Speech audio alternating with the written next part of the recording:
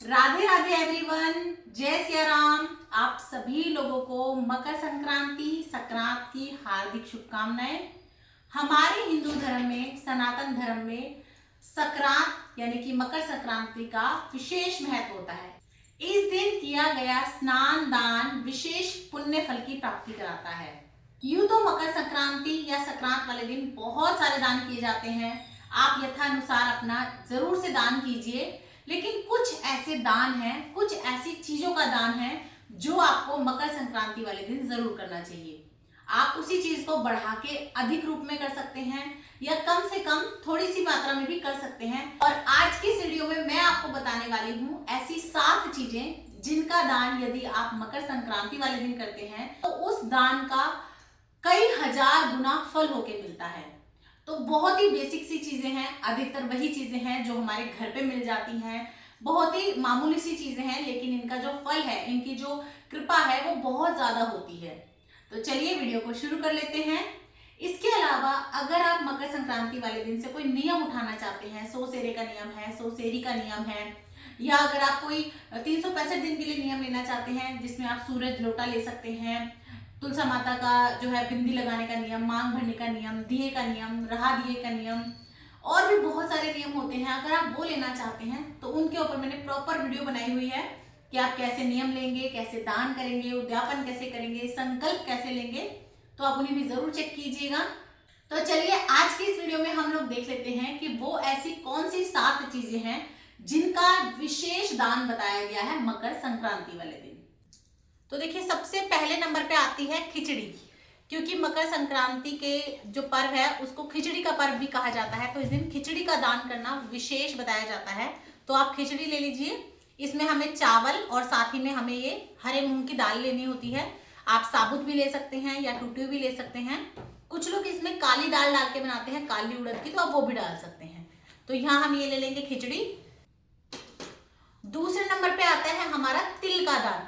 मकर संक्रांति वाले दिन अगर आप तिल दान करते हैं तो उसका विशेष महत्व बताया जाता है। वैसे तो तिल का दान हमेशा ही बहुत उत्तम बताया जाता है, लेकिन संक्रांत वाले दिन, मकर संक्रांति वाले दिन अगर आप तिल का दान करते हैं तो ये कई हजार गुना होके आपको जो है पुण्य की प्राप्ति कराता है, महापुण्य का आपको जो है फल दिलाता है। तिल का दान बहुत अच्छा बताया जाता है। मकर संक्रांति वाले दिन किया गया तिल का दान आपको कर्ज से बहुत जल्दी मुक्ति दिलाता है। ऐसा माना जाता है कि अगर आपका कोई भी ऋण हो आपके ऊपर तो वो बहुत जल्दी, बहुत ही सरलता से उतर जाता है। तो आप तिल का दान कर सकते हैं। तीसरे नंबर पे आप गुड़ का दान कर सकते हैं। तो देखिए, मकर संक्रांति वाले दिन गुड़ का दान भी विशेष महत्व रखता है और ऐसा माना जाता है कि अगर आप मकर संक्रांति वाले दिन गुड़ का दान करते हैं तो आपके जीवन में सूर्य भगवान की बहुत कृपा होती है, आपको मान सम्मान यश की प्राप्ति होती है। मकर संक्रांति का त्योहार भगवान सूर्य से जोड़कर देखा जाता है और गुड़ का भोग भगवान सूर्य नारायण के लिए विशेष होता है, उत्तम होता है। तो आप गुड़ का दान कर सकते हैं, चाहे आप थोड़ा करें, चाहे आप किलो करें, 1.25 किलो करें या पूरी पेटी दान करें। तो आप गुड़ दान कर सकते हैं। आप किसी को भी दान कर सकते हैं या आप जाके गौशाला में गौ माता को भी दान करके आ सकते हैं। तो देखिए, चौथे नंबर पे आता है घी का दान। घी का दान भी आपको जरूर से करना चाहिए। मकर संक्रांति वाले दिन बहुत अच्छा रहता है और जरूरी नहीं है कि आप किलो, 2 किलो, 10 किलो ही घी दान कर सकते हैं। अगर आपका सामर्थ्य कम है तो आप कम भी दान कर सकते हैं, लेकिन ये भी मतलब नहीं है कि आपका सामर्थ्य बहुत अच्छा है, आप कर सकते हैं दान किलो 2 किलो भी, लेकिन उसके बावजूद भी आप इतना सा कटोरी में रख के चल रहे हैं। तो देखिए, जैसा आप देंगे भगवान की कृपा से वैसा ही आपको मिलेगा। तो आप अपने मन में ये धारणा रख के चलिएगा कि हम ये दान अपने लिए कर रहे हैं। कभी भी ये सोच के मत कीजिएगा कि हम दूसरे पे एहसान करने के लिए करेंगे, मैंने तुझे घी दिया। अपने मन में बिल्कुल मत सोचिएगा। और जब भी आप किसी को दान करते हैं तो दान देने के बाद बिल्कुल भूल जाइए, मन में ये मत सोचिएगा क्योंकि मैंने इसको दान दिया था तो अब मेरा एहसान है इस पे, तो ऐसा बिल्कुल मत सोचिएगा। तो आप चौथे नंबर पे घी दान दे सकते हैं। और आपने सुना भी होगा, जब भी पहले के जमाने में बच्चों के जन्मदिन होते थे या कुछ भी विशेष दिन होता था, उस दिन सप्त नजा दान किया जाता था, बच्चे के बराबर का या फिर कम या ज्यादा, इंसान समय समय पर सप्त नजा जरूर दान करता था। सप्त नजा यानी कि 7 प्रकार के नाज। तो आप 7 प्रकार के नाज ले सकते हैं। इनका दान विशेष महत्व रखता है। इसमें आप कोई भी 7 प्रकार के नाज ले सकते हैं, यानी कि 7 प्रकार के अनाज ले सकते हैं। तो मैंने यहाँ पे लिए हैं जौ और जौ को सबसे पहला धान, सबसे पहला अनाज माना जाता है धरती का। तो आप जौ ले सकते हैं और बहुत ही आसानी से, बहुत ही कम रुपए में ये चीजें आपको मिल जाती हैं। लेकिन इसका जो असर होता है, इसका जो फल होता है, वो आपके जीवन पे बहुत पड़ता है। तो देखिए मैंने यहाँ पे अनाज में जौ लिए हैं, उसी के साथ साथ मैंने यहाँ पे बाजरा लिया है, तो आप बाजरा ले सकते हैं। गेहूं लिया है, जैसा कि आप लोग जानते हैं गेहूं के बिना तो हमारा आजकल एक दिन भी जो है नहीं निभता है। गेहूं के बिना तो सभी की लाइफ चलती नहीं है, तो आप गेहूं ले सकते हैं। उसी के साथ साथ आप चावल ले सकते हैं। और देखिए जो आप सप्तनजे में दान करेंगे वो चावल आपके टूटे हुए बिल्कुल नहीं होने चाहिए, वो आपके साबुत ही होने चाहिए। हाँ, आपने जो खिचड़ी के लिए चावल लिए थे, जो आपने खिचड़ी में डालने के लिए लिए थे, ये चाहे आप साबुत लें चाहे टूटे हुए लें, लेकिन जो सप्तनाजों में आप लेते हैं तो फिर आप ये साबुत चावल लीजिए। अगर आप पूरे साबुत नाज इसी तरह से दान करेंगे तो साबुत लीजिए। अगर आप इन्हें दलवा के, पिसवा के दान करते हैं तो फिर आप टूटे भी ले सकते हैं। तो यहाँ हम चावल ले लेंगे। उसी के साथ साथ यहाँ पे हम लोबिया ले रहे हैं, ये तो आप लोबिया ले सकते हैं। काली उड़द ले सकते हैं, और काली उड़द का दान भी बहुत अच्छा माना जाता है, तो आप काली ले लें। काली आपके पास नहीं है तो आप हरी ले सकते हैं, हरी उड़द की दाल जो आती है साबुत। और साथ ही में आप चने ले सकते हैं।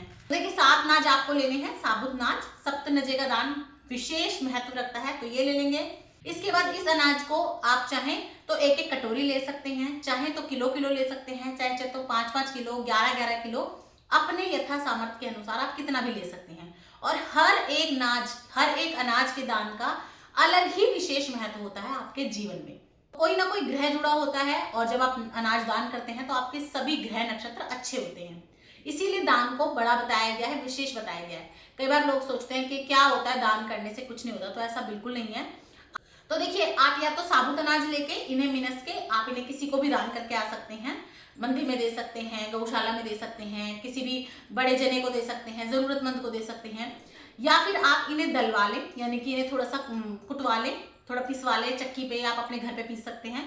उसके बाद आप चाहे तो पक्षियों को डाल सकते हैं, या फिर और बारीकी से पीस लें, थोड़ा और ज्यादा इसका पाउडर बना लें, थोड़ा घी, थोड़ा बूरा मिला के फिर आप इसे चींटियों को भी दे सकते हैं। चींटियों को भी आप इन सब का जो है दान करके आ सकते हैं। चींटी जिमाने का, चींटी को दान करने का भी विशेष महत्व होता है। ऐसा माना जाता है जितना आप चींटी के लिए अन्नदान करते हैं उतनी ही आपकी बेल आगे बढ़ती है। जिस तरह से कीड़ी की बेल बढ़ती है ना, उसी तरह से आपकी भी घर की जो है बेल बढ़ती है, आपके वंश में वृद्धि होती है। तो आप इस तरह से सप्तनजे का दान कर सकते हैं। इसके अलावा आप नमक का दान कर सकते हैं। देखिए नमक का दान बहुत विशेष दान माना जाता है, और ये हर समय भी नहीं किया जाता। कुछ कुछ समय ऐसा होता है जब आप नमक का विशेष दान कर सकते हैं। लेकिन ये याद रखिएगा कि नमक को कभी भी आपको खाली दान नहीं करना होता। नमक के साथ आप या तो कुछ मसाले लें, जैसे कि हल्दी ले सकते हैं, मिर्च ले सकते हैं, घी ले सकते हैं, इस तरह दान करें। आटा ले लें थोड़ा सा, या फिर आप किसी अनाज के साथ नमक दान करेंगे, या आप गुड़ ले लें, तिल ले लें और नमक ले लें। खाली नमक आपको दान नहीं करना है, इस बात का विशेष ध्यान रखिएगा। नमक के साथ आपको कोई अनाज, कोई मीठा इस तरह जरूर ले लेना है, तो आप ये दान कर सकते हैं। इसी के साथ साथ आप गरम कपड़ा भी जरूर से दान करें, तो आप गरम कपड़े में शॉल ले सकते हैं, लोई ले सकते हैं, और आप चाहें तो इस तरह ब्लैंकेट ले सकते हैं, या फिर अगर आप चाहें तो इस तरह की आप रजाइयां भी दान कर सकते हैं, या फिर आप चाहें तो स्वेटर वगैरह दान कर सकते हैं। बड़ों को, बच्चों को, किसी को भी आप दान कर सकते हैं। इस तरह से कुछ भी गर्म चीज जरूर दान करें। और अगर हो सके तो लाल रंग का आप कोई गर्म वस्त्र, गर्म कंबल या ब्लैंकेट या गर्म चद्दर कुछ भी दान करें, क्योंकि लाल रंग जो है वो हमारे भगवान सूर्य से जोड़कर देखा जाता है। तो अगर आप लाल रंग का गर्म कोई भी वस्त्र मकर संक्रांति वाले दिन दान करते हैं तो भगवान सूर्य नारायण की विशेष कृपा होती है आप पे। आपका जो है मान सम्मान प्रतिष्ठा बढ़ती है, आपके जो भी रुके हुए काम होते हैं वो सब आपके जो है पूर्ण हो जाते हैं। और राहु केतु की जो आपकी दशा होती है अगर खराब है तो वो भी सुधार में आती है। तो आप गर्म कपड़े दान कर सकते हैं। और जरूरी नहीं है कि आप बहुत बड़े बड़ी चीजें दान करें। अगर आप बहुत ज्यादा नहीं भी दान कर सकते तो आप छोटे छोटे से भगवान लड्डू गोपाल के लिए या और सभी भगवानों के लिए, उनके लिए भी आप ब्लैंकेट या गर्म कपड़े दान कर सकते हैं, मंदिर में दे के आ सकते हैं। या अगर आपके आसपास कोई भगवान लड्डू गोपाल की सेवा वगैरह करते हैं तो आप उनको दे सकते हैं। तो देखिए हो सके तो आप लाल रंग ले लें, नहीं है तो कोई भी रंग आप ले सकते हैं। तो आप इस तरह से जो है गर्म कपड़े जरूर दान करें। यहाँ पे मैंने आपको ये कुछ चीजें बताई हैं, 7 चीजें, जिसमें गर्म कपड़े हैं, सप्तनजा है, खिचड़ी है, घी है, तिल है, गुड़ है, नमक है। ये वो 7 चीजें हैं जो आपको मकर संक्रांति वाले दिन दान जरूर करनी है। चाहे तो आप थोड़ी थोड़ी करें, चाहे तो आप बड़े स्केल पे अधिक भी कर सकते हैं, पर अपने यथाशक्ति अनुसार आप जरूर दान करें। अभी आप ये सब दान करेंगे तो इसके ऊपर आप कुछ दक्षिणा जरूर से रख लीजिएगा। थोड़ा सा जल लेके आपको इस तरह से मिनसना है और तब आप दान कीजिएगा। आप चाहें जैसे खिचड़ी या सतनजा दान कर रहे हैं तो इसी में आप ये जो हमारी तिल की गुड़ की बनी हुई रेवड़ी वगैरह आती है वो थोड़ी डाल लें, तो मीठा भी साथ में हो जाता है। या गर्म कपड़ों के ऊपर आप थोड़ा सा ये तिल की पट्टी वगैरह रख के देंगे तो कपड़ों का भी दान हो गया, साथ में आपका तिल का भी दान हो गया। तिल का दान विशेष महत्व रखता है मकर संक्रांति वाले दिन। हो सके तो ये 7 चीजें आप दान कीजिएगा। 7 नहीं कर सकते तो जो भी आपके लिए संभव हो, जितनी भी चीजें आपसे हो सके आप उनका दान जरूर करें। 1 चीज, 2 चीज, 5 चीज, जैसे आपसे हो सके आप जरूर करें। और जब भी आप दान करते हैं तो हमेशा आप ये सोच के दान करें कि ये दान मैं अपने लिए कर रहा हूं, ना कि दूसरे के लिए। और जब आप किसी को भी दान करके कोई चीज देते हैं तो आप दोनों हाथों से चुचकार के सम्मान के साथ उनको दान दें। दान देने के बाद आप उनके चरण स्पर्श जरूर करें। और कभी भी दान देके ये मत सोचे कि मैं इसको इतना कुछ देती हूँ या मैंने इसको दान दिया है तो ये छोटा है या मैं बड़ी हूँ या मैं तो इस पर एहसान कर रही हूँ या इसे मेरा एहसान मानना चाहिए। ऐसा बिल्कुल मत सोचिएगा। जितना आप अपना दान करके भूलते हैं उतना ही आपका दान काम आता है। और जितना आप अपना दान करने के बाद गाते हैं, बताते हैं, उसको जो है प्रचार करते हैं, उतना ही आपका दान जो है ना वो शून्य हो जाता है। तो हमेशा जब भी हो सके दान चुपके करें, छुपके करें, ऐसे दान करें कि उसका पता ना हो कि आपने किसको क्या कब दान किया है। और दान करने के बाद कभी भी दान जिसको भी आपने किया उसे हीन भावना से ना देखें। कई को दान देने के बाद ऐसे सोचते हैं ये तो गरीब है या ये तो ऐसे हैं, साफ सफाई करने वाले हैं, इनको हम क्यों दान दें, इनके तो हाथ पैर ऐसे गंदे हैं। ऐसा कभी मत सोचिए। भगवान ने अगर आपको इस लायक बनाया है कि आप किसी की मदद कर सके, किसी के लिए कुछ कर सके तो जरूर करना चाहिए। और हमेशा जो है ना दान करते रहना चाहिए। तो आप दान जरूर करें अपनी यथाशक्ति अनुसार। आप मकर संक्रांति वाले दिन सुबह पहले स्नान वगैरह कर लें। उसके बाद जो भी आपको दान निकालना है, चाहे कोई भी चीज आपने दान करी हो वो ले लें, उसको आप मिनस लें, थोड़ा सा चुचकार लें। उसके बाद चाहे तो आप तुरंत दे सकते हैं या फिर आप मकर संक्रांति वाले दिन पूरे दिन में कभी भी दे सकते हैं। और मिनसने के बाद अगर मान लीजिए आप उस दिन नहीं दे सकते, जिन्हें भी आपने देना है वो अगले दिन आएंगे, 2 दिन बाद आएंगे, तो भी आप दे सकते हैं, क्योंकि आपने उसका जो मिनसना है, उसका जो पूजन है वो आपने मकर संक्रांति वाले दिन कर लिया। तो आप बाद तक भी किसी को दे सकते हैं, कोई दिक्कत नहीं है। और एक क्वेश्चन बहुत ज्यादा आता है कि दीदी देना किसको है। तो देखिए, सबसे पहले दान का महत्व जब ही होता है आप उन्हें दें जिन्हें इसकी जरूरत है। तो हो सके तो अपने घर से बाहर ही दान करें। घर के अंदर ही अगर आप दान कर देते हैं तो उसका कोई फल नहीं है। लेकिन इसका मतलब ये भी नहीं है कि घर में आपके बड़े बुजुर्ग जितने भी रिश्ते हैं वो बैठे हैं और आप बाहर बाहर दान कर रहे हैं। दान बाहर कर लीजिए, लेकिन उनको भी कुछ दे दीजिए पैर छू के, तो उनको ये रहता है कि चलो हमें पूछ लिया या हमें पूज लिया।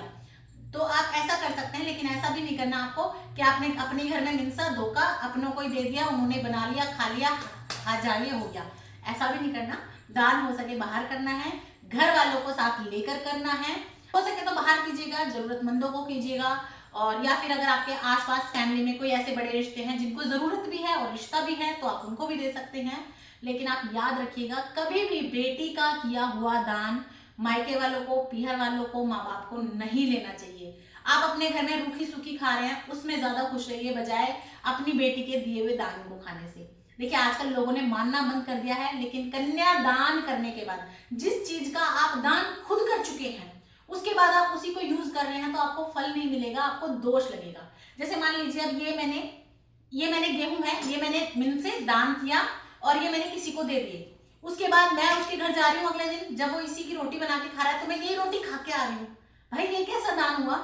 बल्कि उल्टा मैंने तो उसको मेहनत करवा ली।